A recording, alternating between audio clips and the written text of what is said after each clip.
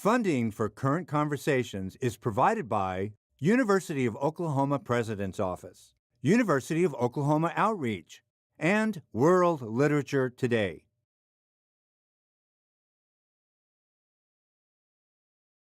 Welcome to Current Conversation. I'm R.C. Davis Indiano. Today we're going to speak with Danny Glover, one of the most important actors in Hollywood. He's made over 100 films, from Lethal Weapon to The Color Purple. Join us for a conversation with Danny Glover about social activism.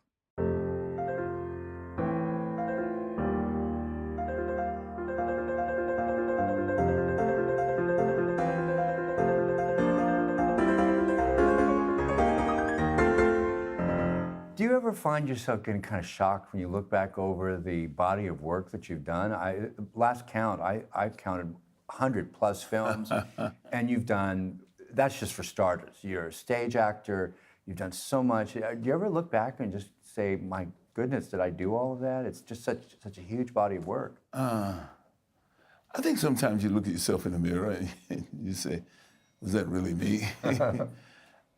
You know, the idea of becoming an actor was not something where there was a straight line to it from the first time I ever stepped on stage before, when I was 20 years old.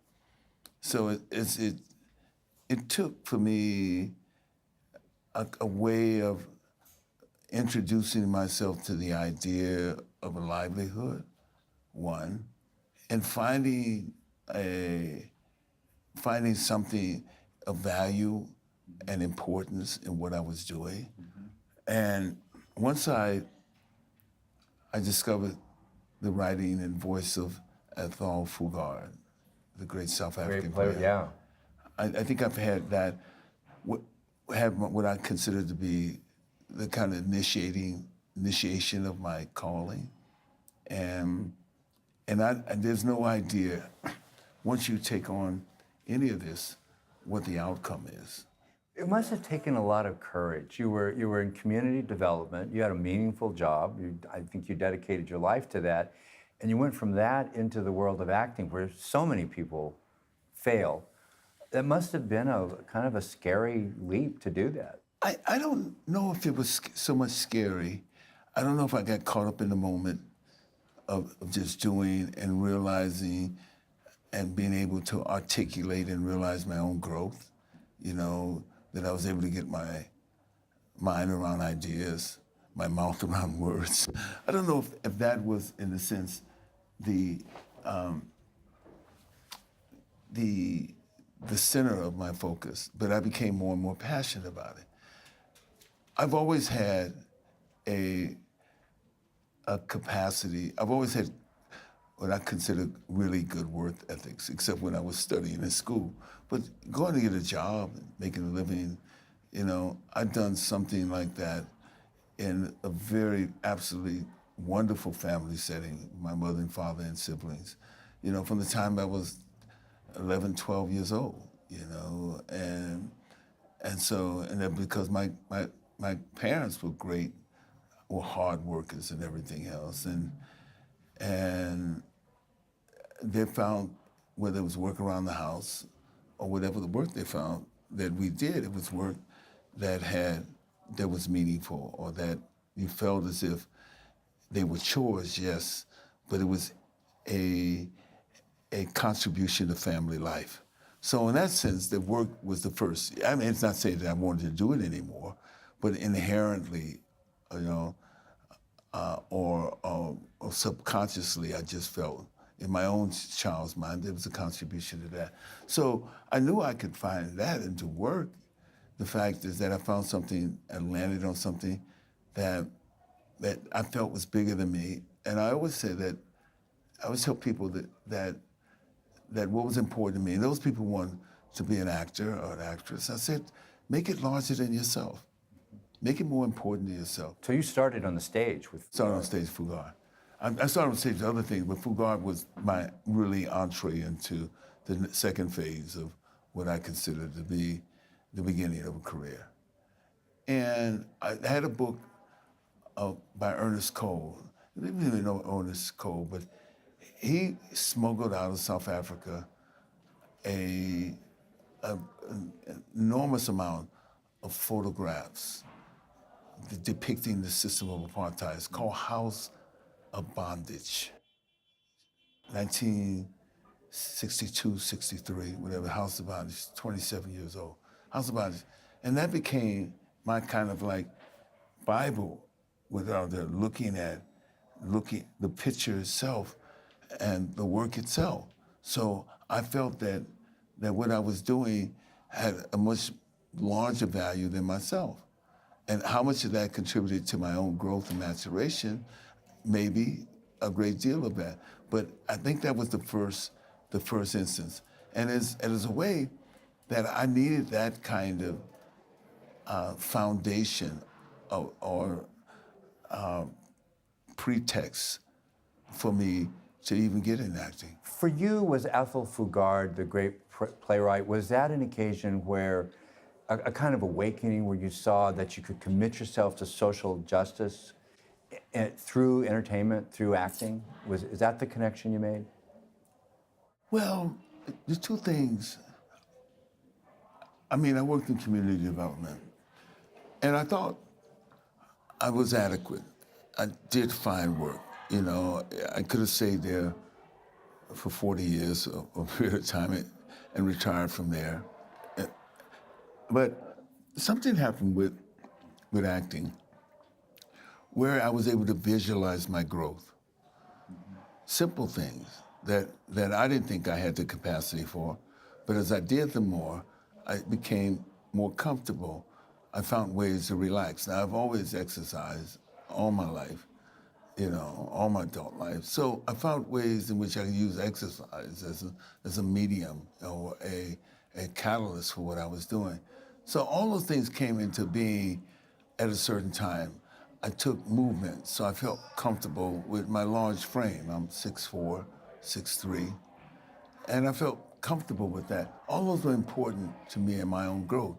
So at the same time that I was engaged in the movement for African liberation, supporting groups in Zimbabwe like ZANU, or supporting groups in Guinea-Bissau and Mozambique and Angola and also Namibia, all those things in South Africa, I found something of a way of, through the expression of art, of actually moving people by the performance itself. And so they may be able to move by the performance, but they may be able to relate to the situation that often happened when I was doing Master Harold and the Boys on Broadway, with people, direct correlation between their experience growing up in the South and the situation in the play. So, now, a lot of your acting experience was here in the American Conservatory Theater in San Francisco, right? I was a member of the Black Actors Workshop here. I was never part of the formal company of the ACT, but I was there. And then there was another culture where you found people who were engaged in their craft and participating in perfecting their craft. So it moved out of the realm of just something that you did occasionally to a certain level of professionalism around it. So those things were, I think, the things that found me, and I found that I can handle the discipline of that, in the sense. So I was at the same time doing work and growing in the work that I was doing, and being able to visualize and articulate my growth, while at the same time, the skills were beginning, the professional skills were beginning to develop. My guess is there must have been one other piece of it. A lot of people are talented actors or proficient actors, but you must have realized at some point that people responded to you. You know what I'm saying? You can't make that happen. You know, is it a facial expression? Is it, you know, whatever? But people did respond. I don't know what it was. You know, I remember we interesting enough, we did a local taping in 1976 of a performance in the Blood Knot for KQED, which is a local PBS station here. And someone allowed us to come in and tape it. And the director of the film said, "I'm gonna tell you this. I know you're gonna boo-hoo me, just dismiss me about it." But he said to me, "Your future is in film and television." Oh no. You know what I'm saying? So whatever happens, and you don't want to know what happens. Yeah. You don't want to choreograph or learn to depend upon certain gestures or whatever like that. Maybe you do depend upon them more than you think you do, but you don't want to know. And something was happening on stage that allowed me to come alive. And not all actors are translated into film, and some could be you consider better film actors than stage actors or whatever. So I was fortunate enough to be able to translate it into film. And whatever it was, I always think that whatever I do, and I don't look at a great deal of my film, like the sizzle reel that I see, I don't look at that stuff at all. But I always think that that whatever I did, whether I see it or not, I could have done it better. Okay, I'm going to put you on the spot. We all have our favorite Danny Glover films. I know I have mine. Do you have your favorites, the ones you would say, these could represent me and my craft? I'm so proud of these several films. Well, there's two answers to that question. The first answer is that there's one film that's always going to be my favorite film because the work of it is dedicated to my mother and the enormous impact that my mother and my father had on my life. And my mother, born in the rural South, my mother, who taught me about love and beauty and everything else. My mother, the film that's dedicated to her, my work is dedicated to her, is Placed in the Heart. And it'll always be my favorite film. Yet I've never seen the entirety of the film because my mother died in an automobile accident the same day that they told me I received the role that I got. So my way of celebrating her, acknowledging my love for her and the impact that she had on my life is through that film. She never saw the film. She saw a portion of my career on Broadway, some television things that I did, but she was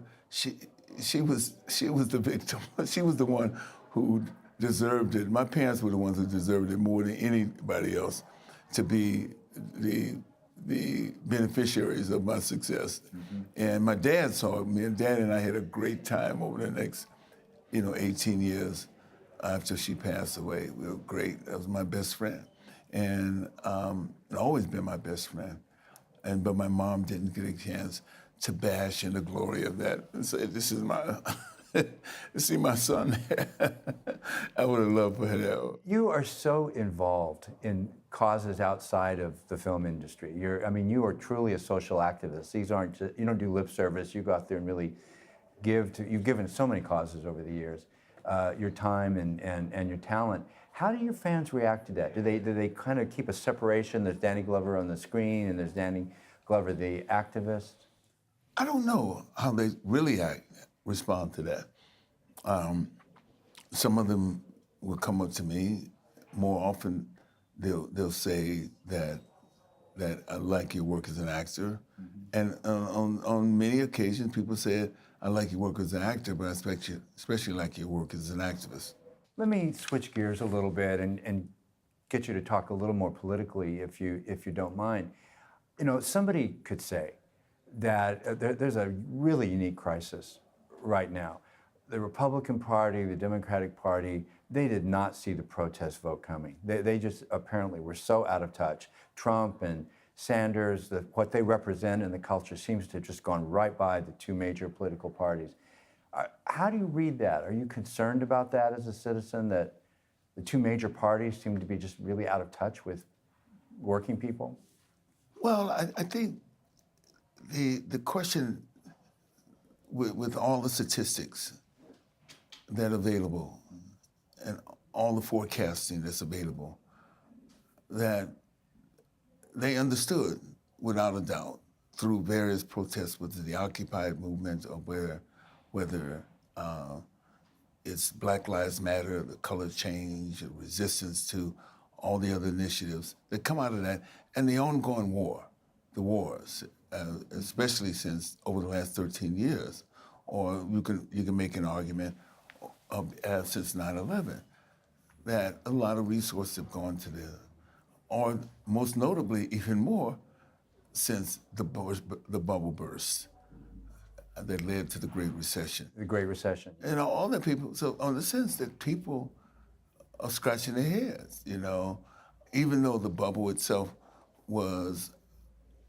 just that, an illusion, an economic illusion of wealth, an over-exaggeration of value, wealth, and everything else, what the bubble was and everything else. So on the one hand, I think that people reacted and responding to that, and to see, and the fear that drives people, one, for those people who watched this charade around NAFTA, WTO, the deindustrialization and outsourcing of jobs, those are real issues that affect people's lives. In a sense, and on one hand, those retired people, the attacks on Social Security, the attempt to cut Social Security, all those things that people become afraid of, you know what I'm saying? And certainly it's been marched out there in the propaganda about around policy and what policy, how policy would respond to those. So I think there's the politicalization there, and I think that took it over the top was the fact that millennials and people graduating from college saying, how am I going to pay these loans back? Those who will benefit, let alone that we know that the judicial system is broken by the privatization of prisons, the mass incarcerations of people of color, the prison, the school, the prison pipeline, community, all those things that have become a part of people's of popular culture or popular expression. So you use those terms. Those terms may not have been available for us some time ago, but they're available for us now, and they've permeated the whole process, the whole system on levels of communication there. And so what do we have is this disconnect, and that people are hurting, and both of these parties, which are funded by people with enormous wealth, and everything else, that some people are going to have to stand up and say something. And I think that they may have known clearly what the objective situation of living people were, everyday people were, their living and everything, living conditions, everything, but they didn't accept the fact that it would manifest itself in a particular candidacy. One read that people give the current situation is that the Republican Party has not represented working people for a long time. And for the last 30 years, the Democratic Party has focused on the upper professional class. And basically, working people have just been left without any voice at all. Well, you could make this process of disenfranchisement and abandonment going on longer than that. Yeah. I mean, you can make the accusation at the very moment.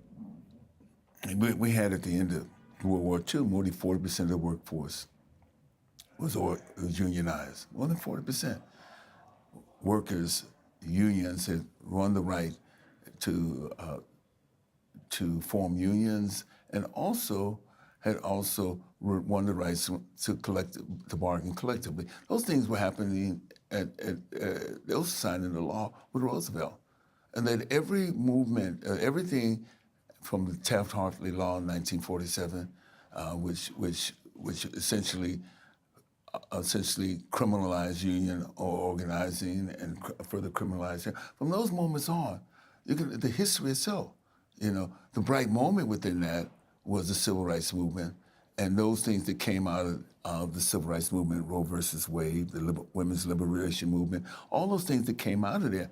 But at the same time, both of those things would happen or emerge within a framework when what people would call the golden years of capitalism, 1945 to 1975, when basically the U.S. is rebuilding all the world. So there's a lot of history around this. But when we see the moment, we see it within the framework of the immediacy of our personal lives, our short personal lives. Because you look at 1975, that's 40 years ago. Yeah. You know what I'm saying? Over 40 years ago. The fierceness of racism, the aggressiveness of racism in the country since the Great Recession, has that caught you by surprise, or did you sort of know that it was there and it would just show itself to be ugly and just more visible eventually? I think a lot of people have been surprised at how aggressive racism has become. Well, in a system that's incapable or doesn't find the capacity to redistribute wealth and everything else, and the poorest are left at the bottom, the only resort is who? The police. They become the arbitrator of last resort and the violence. But there's historic violence. That violence just doesn't dissipate. The historic violence that happened before that. If you look at, interesting enough, when I was in 2014, I was at the celebration of Freedom Summer, the 50th anniversary of Freedom Summer. And if you notice that a group of young people listed the number of people who had died in the struggle, and the majority of those people were in the late 50s and early 60s that they announced. They announced about 100 people in Mississippi. And I said, wow. So let's just fast forward. 1964, the voting rights, which has been undermined and trivialized and everything. Every single law, fair housing, every single one of the laws, passed laws, have been dismissed or eviscerated in some sort of way. So on one hand, you look at this and you say, wait a minute, what could you expect to come out of this? What could you expect out of, as Michelle Alexander talks about in the new Jim Crow, what can you expect out of mass incarceration, as she says, as a form of control? As if there were going to be no consequences for all of these repressive. The war on drugs, or everything else, you know? And the politicians are saying, nobody said why. Nobody looked at the deindustrialization, the lack of jobs, you know, the lack of any kind of position or place within the formal economy. So what develops is the informal economy. What is happening now? If you see the statistics, places like Nebraska and everything else in the Midwest, who's going to jail? White men who engage in meth and spending long times in jail. Whether they end up using it, truck drivers, blue-collar workers, and all those, because they've lost their jobs. Right. Let me ask you kind of a personal question. In your lifetime, do you still expect to see major improvements in racial relations in the country? Are you an optimist? Oh, of course. I'm purely an optimist, you know. Okay. I want, because if we talk about just race, then we're missing the point, because it's class, you know, it's gender, and it's also the system that we live under. Right. The system that we live on, the system is based upon and developed through the most grievous form of race, and that was slavery. What role do you think that organizations like the INCOR, that depends on where it sees it's historic. Okay. But as I talked about in my conversation, is that where do we move? The precept around these organizations, the context around these organizations, is around a radical idea, a radical idea, a building. It cannot be built. It has to challenge the system, not accommodate the system. Because the system can accommodate people. It has been shown to accommodate people throughout its history. A lot of people listening to you right now might say, yeah, but that's Danny Glover. He's got a microphone out to the culture. He can influence people. And they want to do something themselves. What's the one thing you could say to people? There's so many ways in which what we understand and how we can act as citizens. You know, whether it's their participation individually, Danny Glover, not only, I don't build organizations, but I support organizations. I'm not the one who's going to say, let's start this or that or that. You know, in occasions there will be our part of a constituency which does that particular thing. But I'm going to say, at the same time, where am I at in the discourse? Where am I at in this and changing the narrative? The narrative has to be changed. What does the narrative have to be changed? If you're saying that you can't do anything about inequity or struggling against inequity, why don't we find a way in which you can participate in those organizations that do something about it, and they do something about it in their individual communities. You know, if we're going to change climate change, it's not going to be by some amazing national edict that says we're going to do this to climate change. It's going to be how people resist and everything else. But Danny Glover might have a mic and everything, but Danny Glover is going to be affected by the same things you are if we're talking about climate change. Absolutely. Can you make a prediction for the next 10 or 20 years, something good or bad that you think will happen in regard to race in this country? I would think, being an eternal optimist, that where we are right now, as if we reached a point where we thought we were in a post-racial moment with a black president, but we certainly are not. That we come to the realization, my prediction, we come to the realization and begin to build the beloved community that Dr. King. More self-understanding of ourselves as a culture and a community. As a community and transformation. Yeah. The idea is still transformation, whatever it is. People go through religious transformation. Right. Why can't we go through social transformation and human transformation, real human transformation? Danny Glover, we're out of time. Thank you so much for being with us today. Right. Really enjoyed talking to you. Thank you. I am so glad that you could be with us today. Join us next time for more current conversations. Thank you for watching.